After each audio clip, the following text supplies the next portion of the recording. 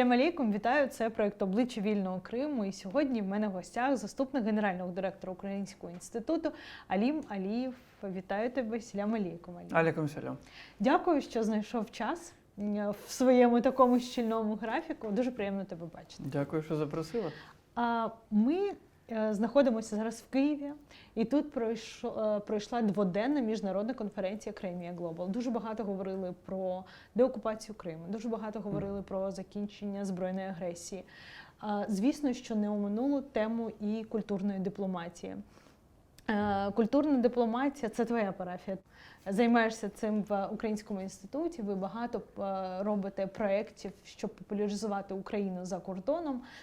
І, власне, ти в своєму виступі говорив про такі країни, як Мексика, Аргентина, що ви налагоджуєте стосунки з цими країнами, щоб вони були довготривалими і будувалися на довірі.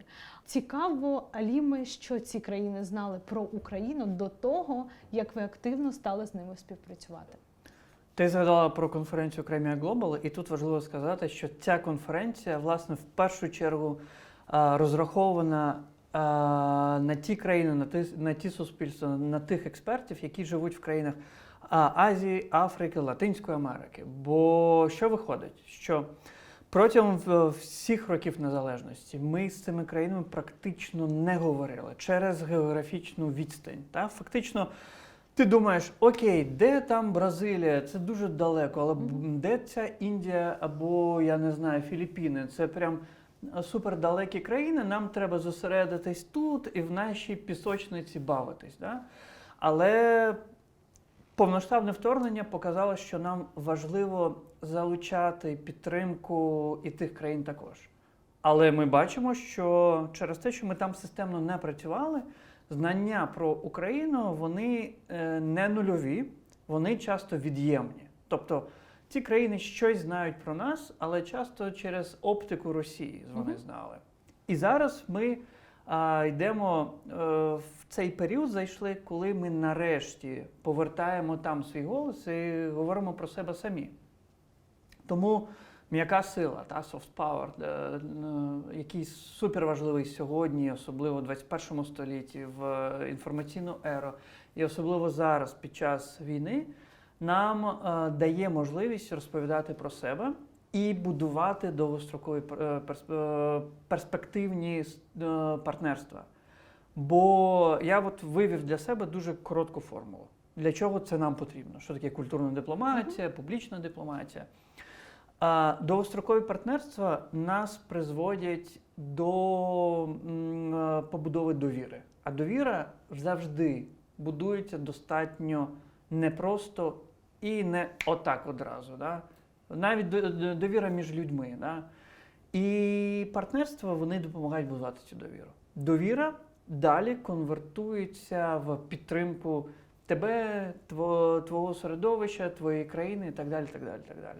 От якщо однієї формули, воно плюс-мінус десь так працює. Тому от з цими країнами ми намагаємось будувати і цю довіру, і ці партнерства. Я впевнена, що ви, коли приїжджаєте, власне, в ці країни, руйнуєте дуже багато міфів, які насаджувалися. Я навіть не скажу десятиліттями, напевно, століттями. Да? І, як ти кажеш, вони знають про Україну через оптику Росії. Як вони реагують, коли дізнаються про Україну, про нас від нас? І це дуже класне питання, тому що це те, що мене в свій час здивувало. Бо вони супер відкриті. Відкриті для не лише діалогу з нами, а до співпраці з нами. І ми цього ніколи не використовували, особливо виявляється. І коли там ти приїжджаєш, наприклад, в Аргентину, і ти бачиш, що місцеві партнери, аргентинські інституції дуже активно можуть давати якісь можливості для нас, для нашої співпраці, то це працює. Те ж саме, я ж кажу, от в Індонезії ми зробили вже низку важливих проєктів там, і вони теж кажуть, вау, виявляється такі. А що цікаво і з чого ми починаємо? Ми, очевидно, досліджуємо спочатку країну, регіон, з якими наративами працювати, з якими краще не працювати. І коли я вперше приїхав в Бразилію, у нас була зустріч, І один з наших партнерів бразильських сказав: «Bring us positive agenda». Типу, привезіть нам позитивний порядок денний. Не лише про війну важливо говорити, але дайте нам ширше. І нам важливо сьогодні показувати, що Україна – це точно ширше, глибше, ніж сьогоднішня ця геноцидальна війна, яку Росія веде проти нас. Та? І тому ми показуємо додану цінність України як країни нашого суспільства для інших країн і для світу загалом. Зрозуміло, що про Україну зараз в світі дізнаються більше. А от, власне, коли дізнаються, що ти кримський татарин, то яка реакція? Чи вони знають щось про кримських татар, про Крим?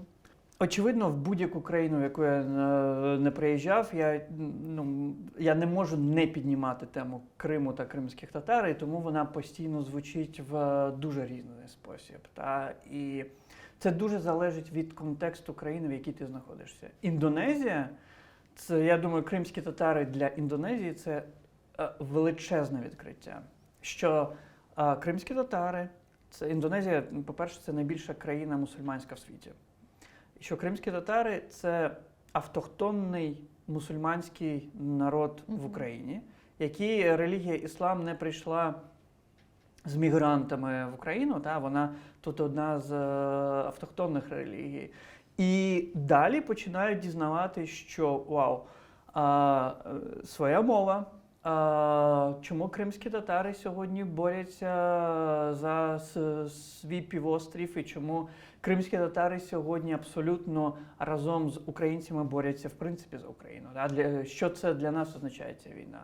Далі культура, історія. Вау, в кримських татар було Кримське ханство. Що це означає? Ми говоримо про історичні контексти, але також важливо говорити про майбутнє. Далі вся наша робота – це про те, як ми бачимо своє майбутнє. І тут ти можеш говорити і про історію, і про традиції, але все одно це от про бачення майбутнього. І це про суб'єктність. Власне, в нас була розмова з паном Валерієм Пекарем, і він, коли я спитала в нього, давайте якусь дефініцію, що таке суб'єктність, він сказав, це бачення майбутнього якраз. Аліма, я впевнена, що ти стикався з тим, а можливо і не стикався насправді, це питання, власне, моє. Коли люди чують культурна дипломатія, це ніби, знаєш, культуру не сприймають дуже всерйоз, скажімо так. Що ти можеш відповісти на це? Чому? От розкрий, до цього ти сказав, що культурна дипломатія – це набагато ширше. От розкрий, будь ласка, це. Я, по-перше, скажу, що в нас нарешті з повноштабним вторгненням з'явилося розуміння, що культура – це не фон, це не просто якась розвага, де коли ти танці під котлету можеш подивитись, і це, ти думаєш, культура. А культура – це частина безпеки. І я тут розкрию цю тезу. В нас наша війна є екзистенційна. Тобто ця війна, де фактично вирішується наше виживання. А екзистенційна війна є в першу чергу не за території, а за ідентичність і, власне, за це бачення майбутнього. Бо що хоче Росія зробити? Росія хоче в нас забрати це бачення і сказати, дивіться, у вас немає особливо вашої мови, вашої культури, ми вам залишимо там один танець хайтарму і залишимо ваше свято Хедерлес, і все. І на цьому закінчується ваша взагалі ніяка суб'єктність в цій історії. Культура, вона що дає? Культура відповідає, як на мене, на два важливих питання. Ким ти є і ким ти не є. І от тоді ти починаєш розуміти і цінність своєї історії, і цінність своїх діячів, які сьогодні тримають тебе на плаву. Да? Тому культура – це дуже набагато ширша історія. багато країн, наших партнерів, європейських країн, північноамериканських країн давно це прекрасно розуміють. Ми до цього розуміння тільки дійшли, і от з цим зараз працюємо. Тому культурна дипломатія – це от, власне, про ту силу, яка змінює ставлення різних країн до тебе. Без зміни ставлення тобі буде дуже важко знаходити або втримувати партнерства.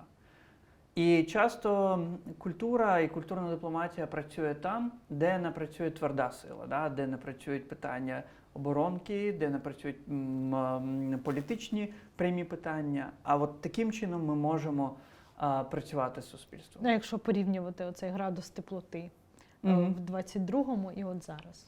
От бачиш, я не можу тобі відповісти на це питання дуже генералізовано. Бо в кожній країні, навіть не в кожному регіоні, а в кожній країні можуть бути різні причини.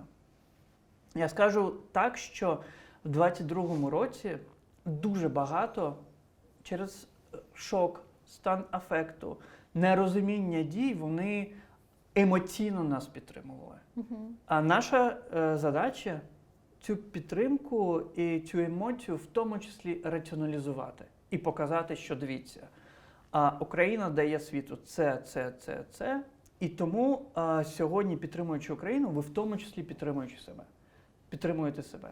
Я коли говорю про Крим, те ж саме, да? Я не говорю лише про Крим з точки зору, чому це важливо для кримських татар, чому це важливо для української держави, а я говорю, наприклад, з європейцями, чому це важливо для європейців, чому це важливо для Чорноморського регіону, чому це важливо для нашої спільної безпеки і так далі, так далі, так далі. Але ж, коли ви там працюєте, не будемо забувати, що і Росія теж працює. От як цьому протидіяти? Очевидно, і тому в Українському інституті є департамент, який вивчає, як працює Росія в сфері м'якої сили.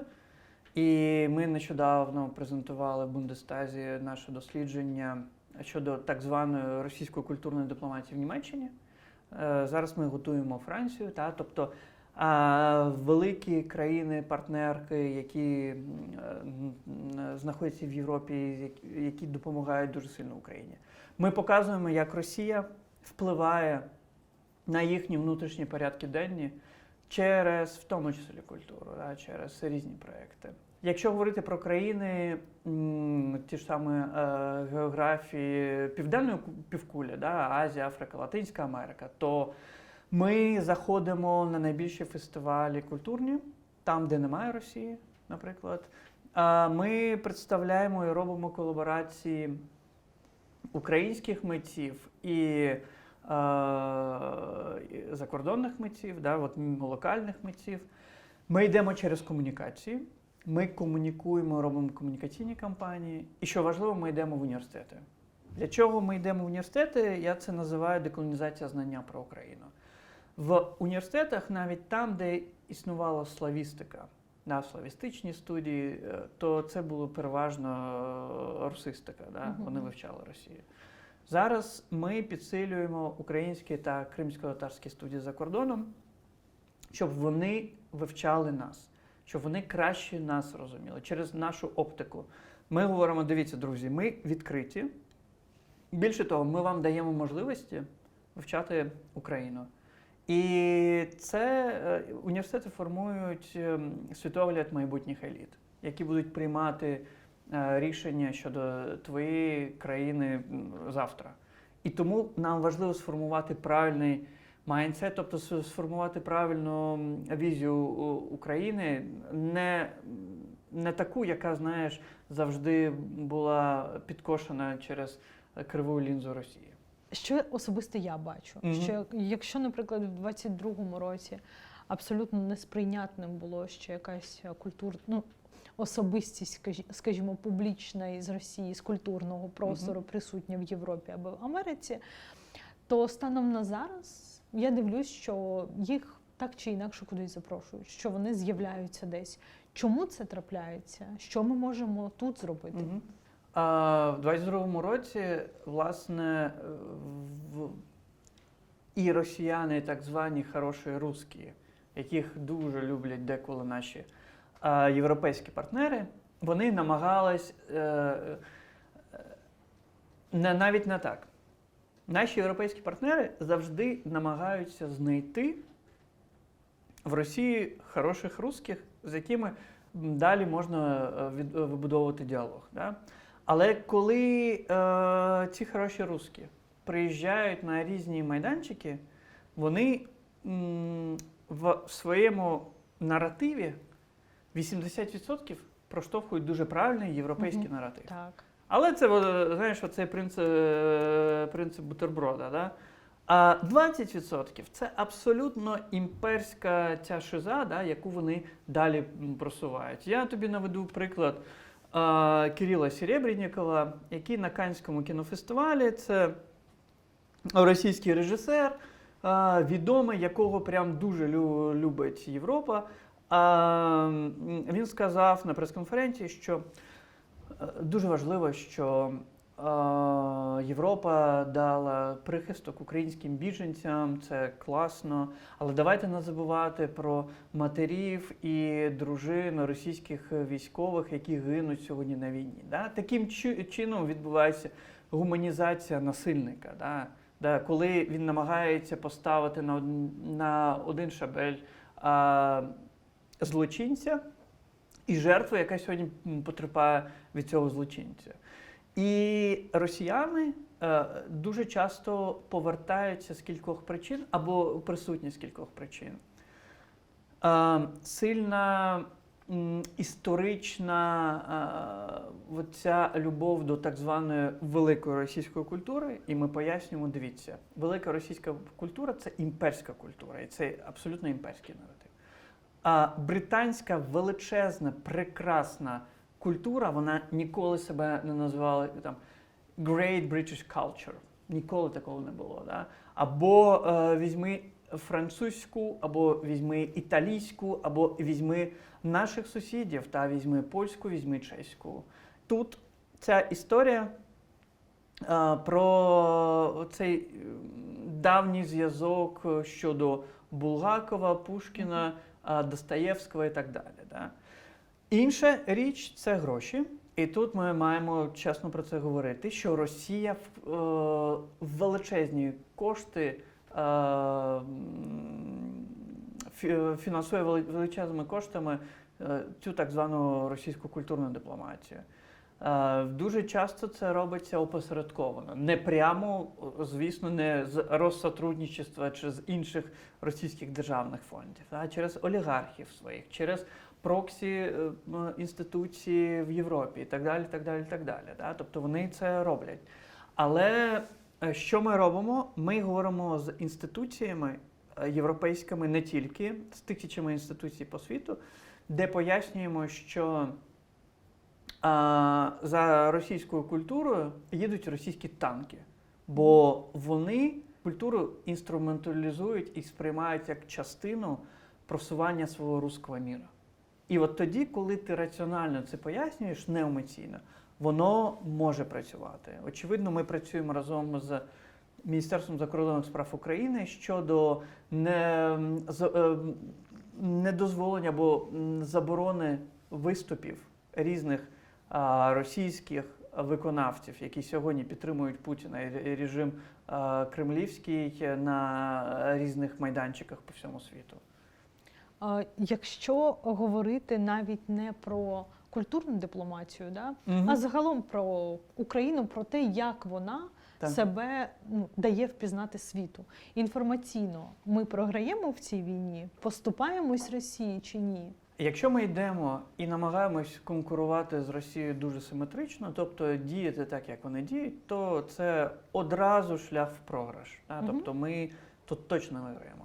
Але якщо ми застосовуємо асиметричні методи щодо поширення знання про себе в тих країнах, то воно працює. І от знову ж таки, тут я говорю про вибудову довгострокових партнерств. Чому це важливо? Бо ці партнерства закладають фундамент для системної взаємодії з тими країнами. І тоді знання про тебе набагато краще, набагато чіткіші, правильніші. Більше того, от ми почали з Crimea Global. Чому важливо сюди привозити іноземців? Вони відчувають Україну зсередини, вони говорять з місцевими мешканцями, вони дивляться, як живуть не лише Київ, а інші міста українські та села. Далі вони повертаються в свою країну як наші амбасадори. Я бачу купу вже таких прикладів. В Українському інституті є окрема програма, коли ми привозимо від журналістів, лідерів думок, блогерів, філософів, істориків в Україну, щоб вони відчували нас і повертались туди. Да? От це важливий такий елемент. А Росія, очевидно, це дуже часто робить з балалайками, ведмедями, червоною ікрою і так далі, так далі, так далі. Але тоді наш голос не був чутний. Зараз наш голос набагато кращий і чіткіший. І що нам вдалося досягти з 22-го року починаючи, це точно розмежування, що існує українська культура і українська ідентичність. Це щось дуже інакше, ніж російська культура, російська ідентичність і русський мір. Да? От це ми вже нарешті маємо голос. Ми, наприклад, зайшли як Український інститут, із нашими партнерами в головні літературні фестивалі світу. Минулого року я вперше був на Гвадалахарі, це Мексика, це найбільший іспаномовний літературний фестиваль світу, де ми, власне, і про Крим теж говорили, але говорили і ширше про те, що відбувається в Україні. І це важливі голоси, бо сьогодні, наприклад, письменники, поети, люди слова, вони ретранслюють в інтелектуальні спільноти по всьому світу голос України. Це якісь переклади туди возили? Дуже по-різному. В нас були і філософи, в нас з нами їздив і Юрій Андрухович, і їздив і Вахтанг Кібулац, і Євгенія Кузнєцова. Тобто багато цього року, от буквально скоро на днях знову буде Гвадалахара, куди ми знову повеземо українські голоси. Так формується інтелектуальний порядок денний. І коли є ця взаємодія, коли є меч між нами і зовнішнім світом, тоді і підтримка працює набагато швидше. Ви нещодавно повернулися з Катару. Так. Там був величезний концерт Джамали. Вона представила перший свій кримськотатарський альбом «Харам». Розкажи взагалі, як виникла ідея «Харам» відвести в Катар, як це відбувалося, як реагували люди? Я думаю, це, власне, в твоєму питанні дуже класно можна подивитися, що таке культурна дипломатія, що таке не є культурна дипломатія. Якщо б ми просто повезли б Джамалу з концертом, з музикантами, з бендом, і вона виступила або в тур, це було б класно, але це була б така важлива культурна подія, але це не був би акт культурної дипломатії. А тут це була взаємодія українських митців і катарських митців, що важливо. Катарський філармонічний оркестр – це 60 плюс музикантів, які, до речі, зі всього світу, які вчать партії кримськотатарських пісень, і не лише кримськотатарських, куди приїжджає український диригент і приїжджає співачка, яка має міжнародний статус, але має кримськотатарське походження і представляє Україну. І це історія, яка зв'язується в дуже багато таких дуже важливих нервових вузликів. Бо джаз співала українською, кримсько-татарською, англійською і в кінці арабською. І це була неймовірно дивовижна історія. Цей проєкт, коли я його задумував і запропонував катарцям, це було 1,5 роки тому. І мені було важливо зайти з великим символічним музичним проєктом. Найкраще, хто кримськотатарський голос і текст міг би репрезентувати, це, звісно, була Джа. І це насправді дуже спрацювало. Цей концерт став найбільшим концертом за всю історію України, взаємодії з країнами Затоки, не лише з Катаром. як культурна дипломатія. Та? Тому я тішу, що такий достатньо складний проєкт він відбувся. Там прийшли дуже багато представників політичних кіл, дипломатичних, журналісти, громадські діячі, митці, багато діаспори було нашої, да? Місцевих мешканців, що важливо, ми працюємо в першу чергу для локальних аудиторій. Наша цільова аудиторія не є діаспора.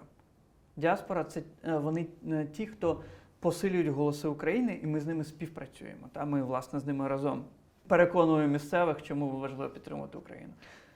І тому, але я скажу більше, за цей рік ми в Українському інституті так стало, що представили кримськотатарську музичну сцену на різних майданчиках. Бенд Усіна Бікірова представив Україну на найбільшому джазовому фестивалі в світі, Java Jazz Festival в Індонезії. Бенд Руслана Булатова представив кримськотатарську музику для наших нордичних країн. Да? І Данія, і Швеція, і власне, голос, і музика кримськотатарська там теж звучала. І це про нашу конкурентність. Ми отримуємо зворотній зв'язок. Звісно ж, фідбек від професійної і глядацької аудиторії, які кажуть: вау, у вас такий крутий Усін Бікіров, і давайте далі думати, як співпрацювати. Да? І от тоді народжуються ці зв'язки. Катар, коли почув, Катар не є частиною європейського світу, і вони не дивляться Євробачення. Та? Але коли вони побачили, якого рівня артист, світового рівня артист, і для нас було важливо зробити світового рівня програму, вони сказали: вау, ми це дуже-дуже цінуємо.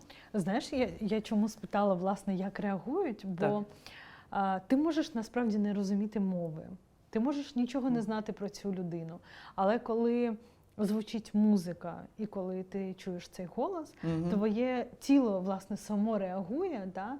І люди до цього прислухаються. Мені здається, вони дуже до цього, знаєш, з такою довірою максимальною відносяться, бо декілька разів я теж, власне, бувала на концертах Усіна Бікірова і Джамали, і я брала з собою свою колегу, яка потім в Фейсбуці написала, що я не зрозуміла жодного слова. Але на протязі всього концерту в мене були мурашки. І я не можу цього пояснити, але своєму тілу, собі, своїй душі я довіряю. І, власне, це для мене великий показник, що культура теж відіграє дуже-дуже велику роль. Бо це про обмін енергіями. І це важливо розуміти. Да? Бо коли ти маєш виступи політичні, громадські, це дуже важливо. Але це не настільки може зачіпляти ці всі внутрішні налаштування людини, як це може робити мистецтво. 100%. І тому важливо нам правильно вибудовувати, дуже філігранно вибудовувати цю взаємодію через мистецтво. Скажи, будь ласка, кримські татари в цьому ланцюжку, коли ви виїжджаєте за кордон і розказуєте про Україну, наскільки вони важливі?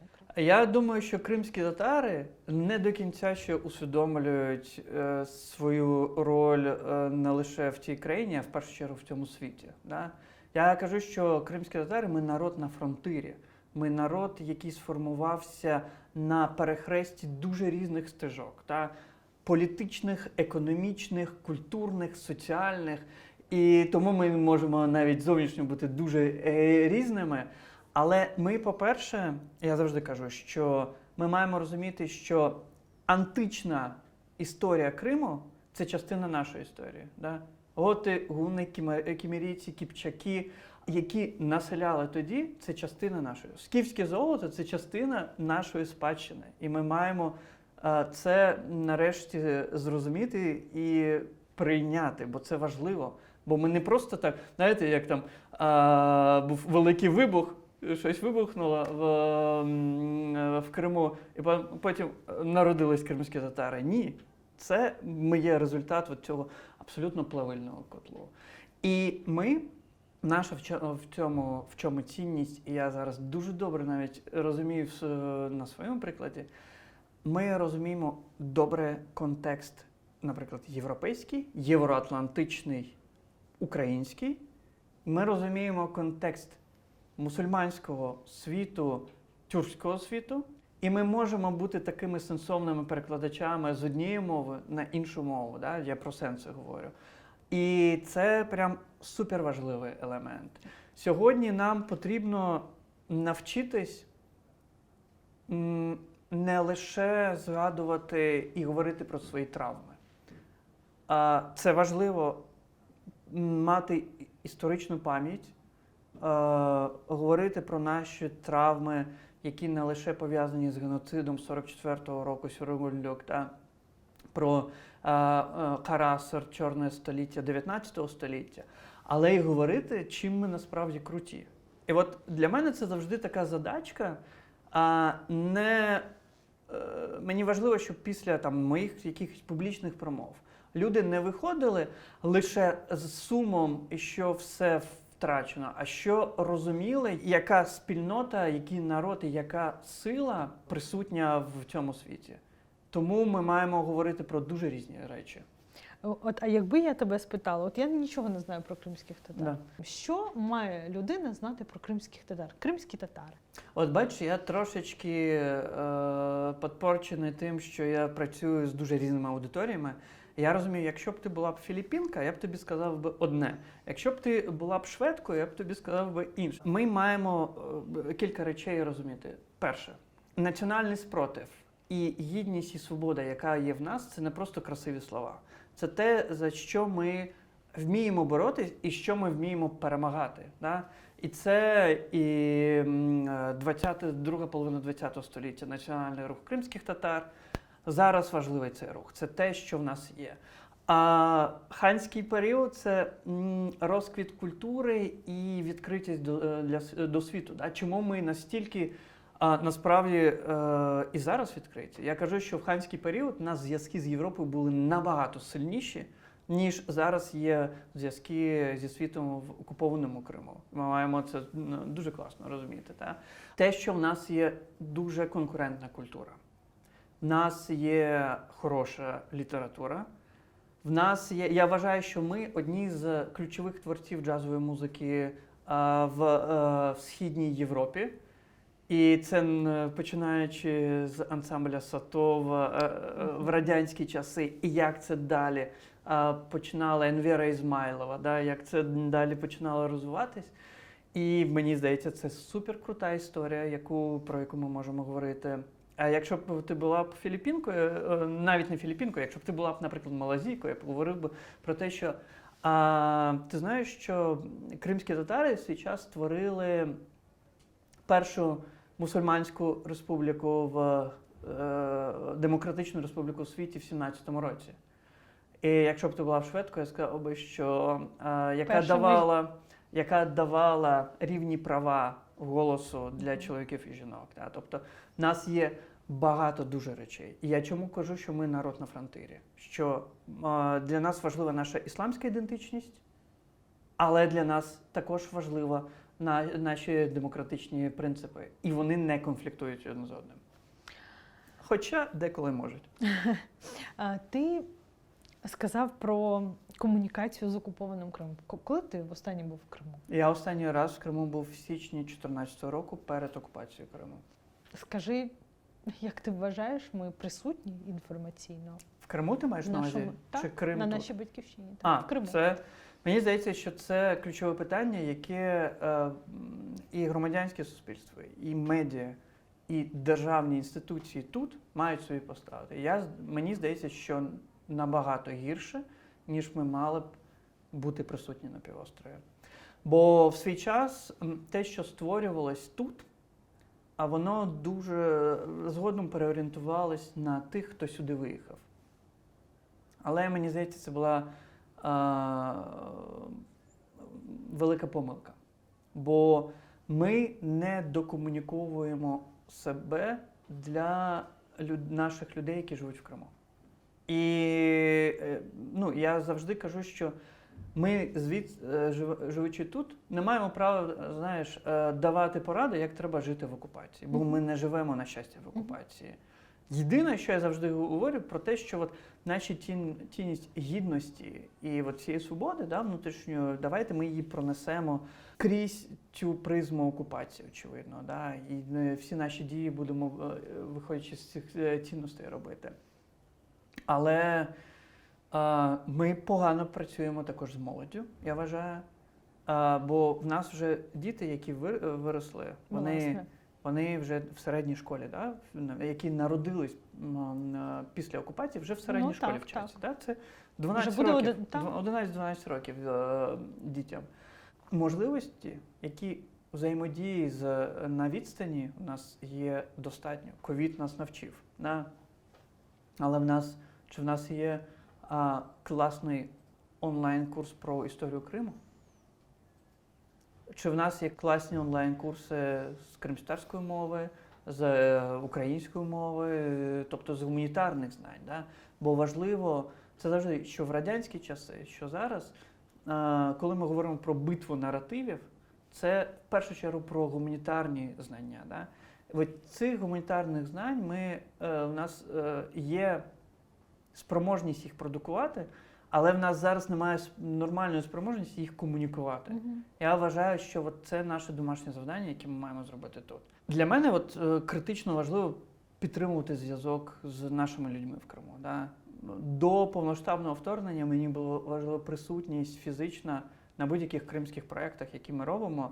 Привозили, напевно, да. Зараз це фізично складно робити, але все одно в будь-якому проєкті, який стосується Криму, там має бути і кримський голос, і ми маємо розуміти, щоб це не суперечило тим поглядам, які є в Криму. Да? Ти знаєш, коли ми до цього говорили, що ви виїжджаєте і пояснюєте людям за кордоном про Україну, мої думки постійно, знаєш, якось відходили до Криму. Я думаю, невже ми прийдемо до тієї точки, коли ми будемо вимушені своїм людям про себе розказувати, бо стільки всього відбувається. Як в Криму, ти правий, там же ж діти, яким, умовно кажучи, було 10, коли сталася окупація, сьогодні їм 21. Все їх свідоме життя, коли вони формувалися, пройшло не в українському порядку денному, пройшло навіть коли в оточенні ніде, в принципі, немає української мови, російська мова. І от тут ще одна проблема. Коли ти кажеш про комунікацію, якою мовою ми маємо з ними комунікувати, щоб, власне, пояснити їм себе? Я завжди кажу, що російська мова – це взагалі, знаєш, загальна мова імперська для всіх народів, які були частиною, чи є до сих пір частиною цієї імперії. Та в нас величезна проблема з кримською мовою. Та, і я, наприклад, тут, в Україні, адвокатую тему квотування навіть на радіо і на телеку кримської мови. Якщо ми будемо мати 10% ефіру на радіо кримської мови, кримських пісень, а в нас є, на щастя, я вже говорив про нашу музичну культуру, та, є що представити, та, то це й дасть імпульс. Те ж саме мовна інфраструктура тут. В мене була дискусія з одним нардепом, який говорив мені, треба відкрити кримський клас або кримську цю в Києві. Кажу, дивись, це класно, але це не вирішує проблеми. Це має бути інфраструктура, це має бути методики, це мають бути підручники, це мають бути викладачі, і це мають бути школи і доступ. Тобто, коли діти в різних школах мають можливість обрати, нехай це буде варіативно, обрати кримську мову як мову навчання, то це точно дасть імпульс для розвитку кримської мови. Так. Але щодо комунікації, якщо повертаючись до того, коли ми говоримо про Крим, то нам, якщо ми втрачаємо зв'язок, навіть кримські татари, з кримськими татарами на півострові, от для мене персонально дуже важливо після деокупації не повернутися до Криму варягами, тобто не повернутися чужинцями, тими, хто не відстрілює контекст, хто не розуміє, що тут відбулось, і тут раз, і ми тут з'явилися, і зараз ми навчимо вас жити. Так це не працює. Ми маємо, в Криму є дуже багато людей, з якими ми можемо на персональному, на професійному рівні взаємодіяти. Більшість наших класних істориків знаходиться в Криму. Угу. Багато наших митців знаходиться в Криму. Так. І так по дуже різних фахах. І ми маємо це цінувати і взаємодіяти. Да? Я не говорю тут. Знаєш, яка була проблема в свій час, я думаю? Що ми лише зосередились на темі прав людини. Для мене, як для правозахисника, це дуже важлива тема. Бо це основа повернення права на півострів, да? Що це фіксація порушень прав людини. Але це, я завжди кажу, це верхівка айсбергу. Ми не дивимося глибоко на процеси внутрішні, які відбуваються на півострові. Наприклад, деякі процеси в кримськотатарському суспільстві в Криму мене неймовірно тішуть. Я такий думаю, клас, це важливо зараз робити. І от домашнє завдання, яке перед кримськими татарами стояло в Криму, наприклад, зберегти ідентичність, розвивати, мені здається, дуже непогано справляюся з цим. В культурному аспекті 100%, так. І в нас, слухай, якщо брати дуже складну тему колаборації, у нас не є високий відсоток колаборантів. Бо чому? Кримські татари точно не мають амнезії. 14-й рік, як в «Матриці», не стер все, а все-таки є розуміння, як кримські татари жили до 14 року. Друга історія. Ми останні півстоліття не покладались на державу. І це нас рятувало від асиміляції дуже сильно. Що в радянські часи, що ми коли повернулись після місць депортації в Крим з 89-го року при незалежній Україні, що зараз.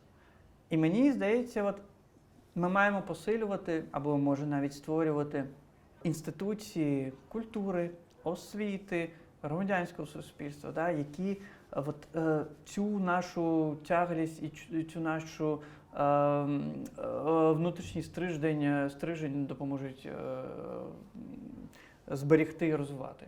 Знаєш, я от останнім часом, коли читала Фейсбук, декілька разів натрапляла, чи то, знаєш, так ставалося, щоб я це побачила. Я стикалась з коментарями, коли люди абсолютно, це люди, які живуть на материковій Україні, не розуміють людей з окупованого Криму. І знаєш, я подумала, що ми ніби, ну знаєш, в супер однакових історіях знаходимося. Звісно, що ми переживаємо різні досвіди, вони окупації, ми війни. Але ми живемо тут відкладене життя. Тобто ми весь час от розслаблюсь, от поживу, коли повернусь в Крим. Там люди, от ти зараз сам сказав, що рівень колаборації з боку кримських татар, рівень абсолютно низький. Вони теж живуть відкладене життя, бо вони думають, от зараз все налагодиться, і тоді вони... Деякі люди, можливо, мають великі амбіції в політиці, але вони туди не йдуть. Можливо, вони мають великі перспективи, амбіції в бізнесі, і вони знову ж таки туди не йдуть. І от, знаєш, і оцей момент, коли і вони, і ми знаходимося в такій ситуації, але я бачу з боку деяких звідси, що вони абсолютно не спроможні зрозуміти людей з окупації. Чи помічаєш ти це? Я точно помічаю. Очевидно, чим далі, тим більше ми цього будемо помічати, насправді. Але 22-й рік теж показав дуже багатьом, що зараз в нас, порівнюючи з 2014 роком, в дуже багатьох українців з'явилися свої рідні і близькі в окупації. Да? Ми це маємо розуміти. Я дуже хочу нам, як кримським татарам, всім побажати, щоб ми зберігли нашу мудрість і щоб ми не піддавались на якісь, штуки, які нас розколювали. Час грає проти нас. Це абсолютно так. І дуже багато зовнішніх факторів нас намагаються розділити ми і вони. Да? Але чому я на початку казав про важливість ціннісної рамки, да? Яка нас все-таки тримає поруч. Ми через інформаційні, комунікаційні речі ще все-таки маємо відслідковувати порядки денних один одного. Да? Починаючи від Інстаграму, закінчуючи, розуміючи, що там, які кліпи знімаються в Криму, та, і які нові імена з'являються в Криму, і що робиться тут, на материковій Україні. Мені здається, це важливо тримати один одного в розумінні, в своїх орбітах. Я абсолютно розумію, коли там людина не шерить, не ставить лайки, не постить квіти або красиві пейзажі Криму, але при тому залишається людина на орбіті, яка розуміє, що я роблю, я розумію, чим живе людина. Якщо ця людина вчить свою дитину мові, розповідає про кримсько-татарську історію Криму, а не от цю, бо найскладніше, мені здається, зараз дітям. Бо діти живуть в тотальній шизофренії. Часто вони вдома чують там одне, це як було в радянські часи, які ми не пам'ятаємо з тобою, не жили. І як це було, і як коли дитина виходить в зовнішній світ, і там просто їй навалюють абсолютно іншу історію. Да? Чому я кажу, що окупація для кримських татар – це нова колонізація. Ми свою суб'єктність постійно намагаємось вигризти. Да? Але Росія, як авторитарна машина, для неї суб'єктність народів – це є елемент небезпеки. Тому вона буде робити все, щоб ця суб'єктність не проявлялась. І тому частина відповідальності за цією суб'єктністю лежить на тих, хто виїхав. І це не лише про Київ говориться. Так? І в нас, мені, знаєш, чого ще не вистачає? Цієї більшої взаємодії з нашими діаспорами. І мені вважало, що після повноштабки її буде набагато більше. Да? Але все одно. З Криму багато, ми ж знаємо, в 22-му році виїхали. Частина з них повернулась. І це, до речі, цікавий феномен чому. Да? Бо частина з них відчувала відповідальність і навіть трошки сором за своїх родичів, батьків, біташок, карбабашок, які залишились в окупації. Да? І вони поверталися. І друга в нас наша історична пам'ять. Якщо ми виїдемо зі своєї домівки, то туди знову в'їдуть чужинці, а ми цього знову не можемо допустити. Ти в останньому своєму тезісі дуже багато сказав слово суб'єктність. Да. Ти відчуваєш себе сьогодні тут, на материковій Україні, суб'єктним? Мені здається, що ми постійно вигризаємо цю суб'єктність. Про що я відчую себе суб'єктним, коли повноцінно суб'єктним, коли ми все-таки повернемось до Криму. І я тобі чесно кажу, слухай, 12 років окупації. Ми, коли в 2014 році Кримсоц створювали, і зараз дуже багато в мене Кримський інжир, наприклад, це теж проєкт, який важливий, літературний проєкт, бо це про інтелектуальний зв'язок між Кримом та глобальним світом. І я дуже тішу, що в нас цього року, нещодавно вийшла англомовна антологія Кримського інжиру в американському видавництві, яке дуже близьке до Гарвардського університету. І, слухай, уяви, це перша англомовна антологія сучасної кримськотатарської прози та поезії. Нам стільки всього ще треба зробити, щоб пояснювати світу. Я пам'ятаю таку історію. Ми приїхали в Мексику, в Мехіко-Сіті, в місто Мехіко, і я на сніданок вийшов в кав'ярню, сиджу, а там так вийшло, що мало хто говорить англійською. Зі мною сидів такий поважного віку чоловік, який говорив англійською, а не іспанською. І ми почали говорити про Україну. І я потім кажу, що я етнічний кримський татарин, він починає мене розпитувати. І він тоді каже одну важливу фразу: слухай, але ти розумієш, що у вас зараз задача розповісти світові, хто ви такі, і ким ви є, і чого ви хочете. І я вважаю, що це задача кримських татар зараз по світу, які розкидані, говорити про це. І ми і в Українському інституті, і в Кримському інжирі намагаємось створити можливості, щоб доносити це. Бо це знову ж таки в цій битві наративів це про вигризання цієї суб'єктності. Як ти оцінюєш? Чи справляємося ми з цією задачею?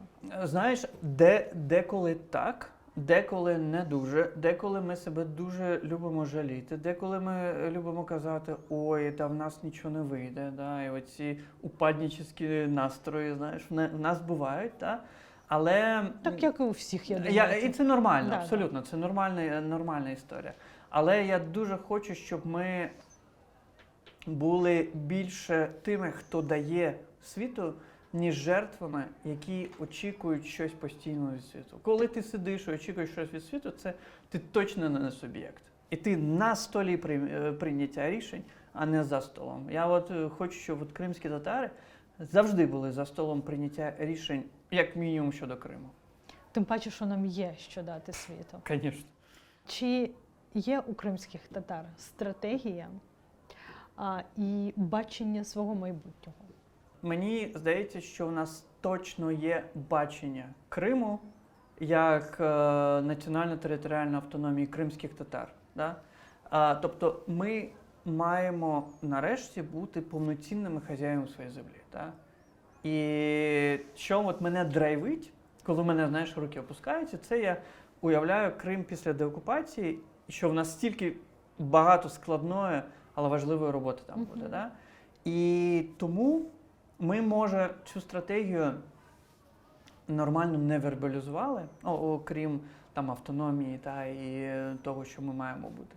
Але я сподіваюся, що от візія зараз все-таки має викристалізовуватись кримськими татарами, бо за нас ніхто нашу домашню роботу не зробить. Ніхто не прийде, от ви тепер, я в першу чергу буду проти, щоб хтось прийшов мені і почав навалювати, от що ви маєте робити як кримські татари. Це інтерв'ю дуже класно мечиться з попереднім інтерв'ю, а воно у нас з Валерієм Пекарем. Ми тут залишимо посилання, можете подивитися. Власне, я питала, як пан Валерій відреагує на кримсько-татарську національну територіальну автономію, і він мені сказав, а скажіть, що це? І це питання дуже часто звучить. І це, знову ж таки, питання комунікації. Поки люди не розуміють, для мене це представленість кримських татар на всіх політичних, соціальних, культурних рівнях в Криму.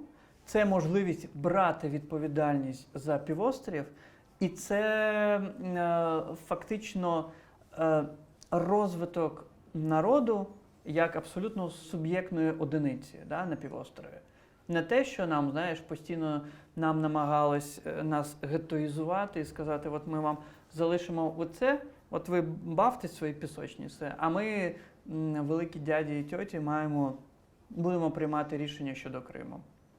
Це коли я сказав, що ми маємо бути за столом. Да? Тобто, якщо говорити там, одна з формул національно-територіальної автономії – це відчутна меншість, тобто 1/3 представлення точного квотування наприклад, в Кримській Верховній Раді, в Кабміні в Кримському, да, і в інших органах.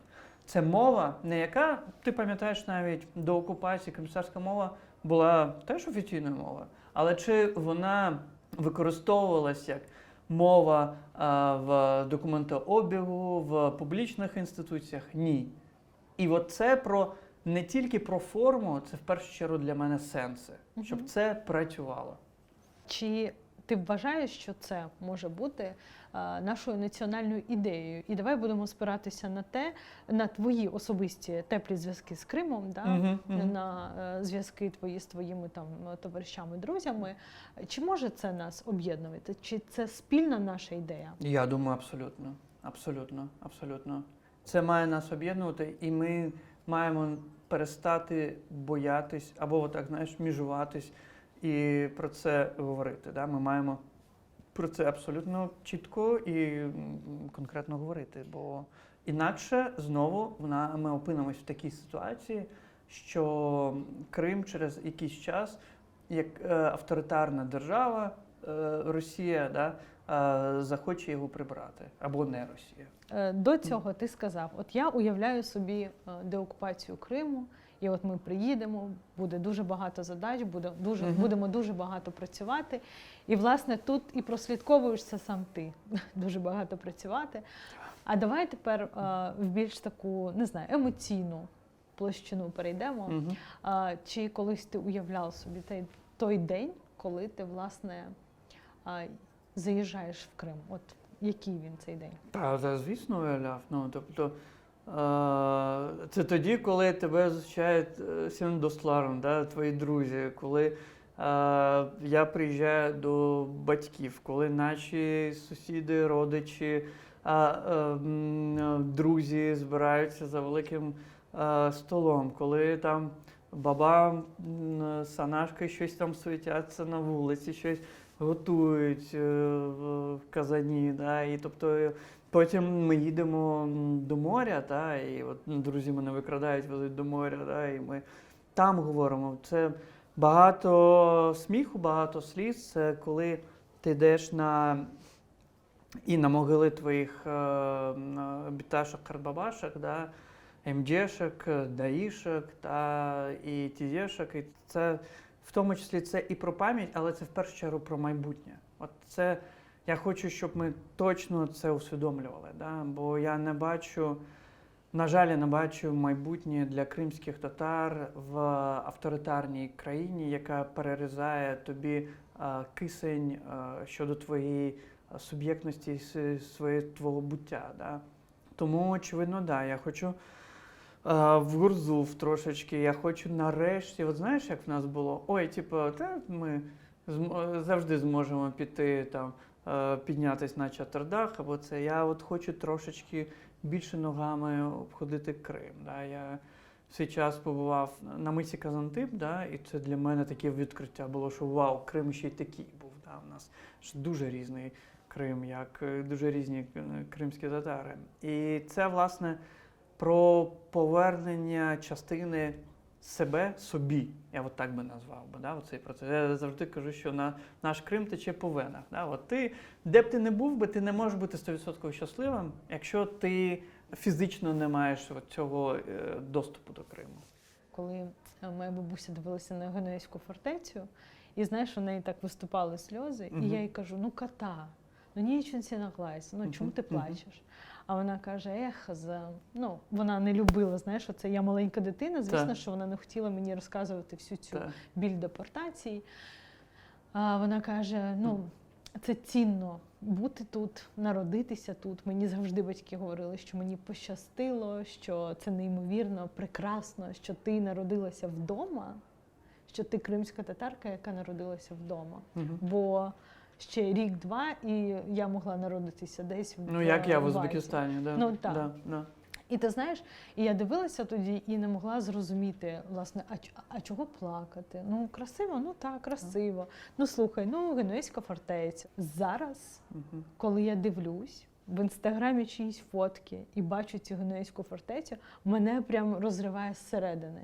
Я відчуваю, що це місце, воно, знаєш, от коли ми говорили про суб'єктність, і ти, власне, сказав те, що відгукується і мені. Ти сказав, що коли я буду в Криму, тоді я буду себе відчувати до кінця суб'єктним. От мені здається, що фіналізувати оце відчуття може тільки, коли ти знаходишся в себе вдома. От тільки там я відчуваю себе зібраним пазлом, цільною, знаєш. Якщо... Знаєш, як я часто дуже говорю, 100 разів цю фразу казав, що кримські татари як бумеранг. Куди нас доля не закидає, ми все одно повертаємось додому. Амінь. І Алхмете бо керядовалювалар. Іншалла. І фінальне запитання. Твоє місце сили в Криму? Бахчисарай. Я, хоча там ніколи не жив, але це от про коріння, про розуміння, що це там для мене, для мого народу, що це за місце. Але я теж ще неймовірно люблю Гурзуф. Оце та річ, і це, власне, про дитинство. Хоча моє дитинство пройшло під Саками. Да? І це теж цікава історія і переосмислення цієї радянської спадщини, яке нам дісталось. коли ти сказав зараз Гурзуф, мені прям врізалося. От всі, хто знають мене, от, знаєш, в мене все, я ніби відчуваю все ароматами навіть. Якщо мене, знаєш, отак от зав'яжуть все мені і привезуть судак, я впізнаю по запаху. Знаєш, це дуже дивно, ялівець, сіль, не знаю, кіпаріси і каналізація. Ну все це змішано, розумієш? Клас. Як Парфюми для такі тебе? треба зробити. Ну, Слухай, знаєш що? Я от на днях просто нюхав парфюми, а я дуже люблю парфюми. да. І нюхав парфюми, які мають в основі томат, помідори. І я такий, блін, це ж моє дитинство. Бо я пам'ятаю, коли в нас в теплицях ці помідори гілки, і ми підв'язували, в тебе всі ноги в зелені через ці всі шрами. І цей запах листя помідорів, да? Не на самих навіть, а от листя. І я чую цей аромат, думаю, все. А я, власне, і хотіла спитати, в тебе є якась асоціація, чим пахне Гурзуф? Слухай, абсолютно ялівець, да, ця вся історія, звісно, це граніт, от ти знаєш, це от щось, от у мене багато граніту асоціюється з Гурзуфом, бо я збирав ці різні камінці, знаєш, і от там дуже часто був цей червоний граніт, і цей. Це, звісно, не про запах, а це от про Текстуру. Да, текстуру. Морські абсолютно, да? Це запах моря. І для мене ще, ти бачиш, ти кажеш, але сіль це смак насправді, да? Насниться, як тобі сьогодні вночі, будеш мене потім. Слухай, інжиру і сушеної риби, якої терпіти не можу. От це, да. Саго Лалім, я дуже, по-перше, тобі дякую за цю розмову. Вона для мене важлива. Я дуже сподіваюся, що нас з тобою почують наші співвітчизники в Криму. Я дуже сподіваюся, що нас почують всі небайдужі тут, на материку України. І я дуже сподіваюся, я нам з тобою цього бажаю, щоб ми обов'язково зустрілися з тобою в Криму. І нюхали все, що це зараз собі напридумували. Так, чохсагу. Чохсагу, все.